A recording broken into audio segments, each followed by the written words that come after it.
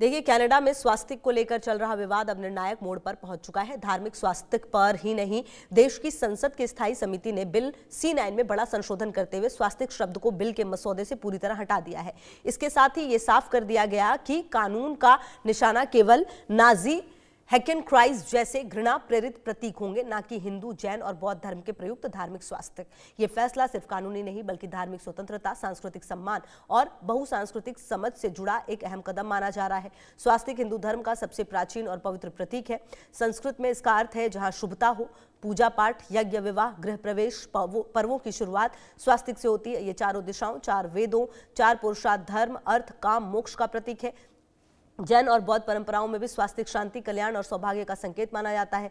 धार्मिक दृष्टि से स्वास्तिक का संबंध मंगल, सकारात्मकता और आध्यात्मिक ऊर्जा से है। इसका इतिहास हजारों वर्ष पुराना है, जो नाजी जर्मनी से बहुत पहले का है। दरअसल कनाडा में घृणा विरोधी कानूनों को सख्त बनाने के उद्देश्य से लाए गए बिल C9 के शुरुआती मसौदे में स्वास्तिक शब्द का उल्लेख किया गया था। पश्चिमी देशों में स्वास्तिक का अक्सर नाजी जर्मनी के प्रतीक हैकेनक्राइस्ट के समान मान लिया जाता है। यहीं से विवाद खड़ा हुआ। इस पर हिंदू समुदाय ने सवाल उठाया, क्या मंदिरों में बना स्वास्तिक नफरत का प्रतीक माना जाएगा?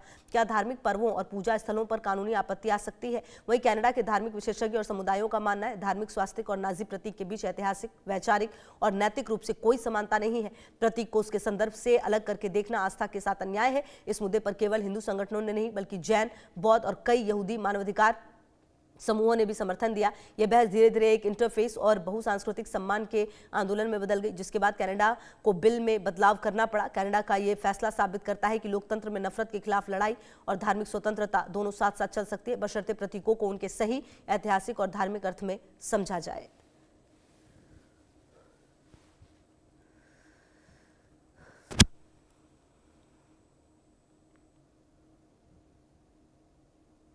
तो बिल C9 का जो उद्देश्य है वो अब सामने आ चुका है और सवाल कई सारे इसको लेकर उठने लगे थे। और स्वास्थ्य को लेकर अब कनाडा ने जो कानून है वो बदल दिया है, और क्योंकि कहीं ना कहीं इससे जो परेशानियां हैं वो निश्चित तौर पर कई वर्गों को हो रही थी।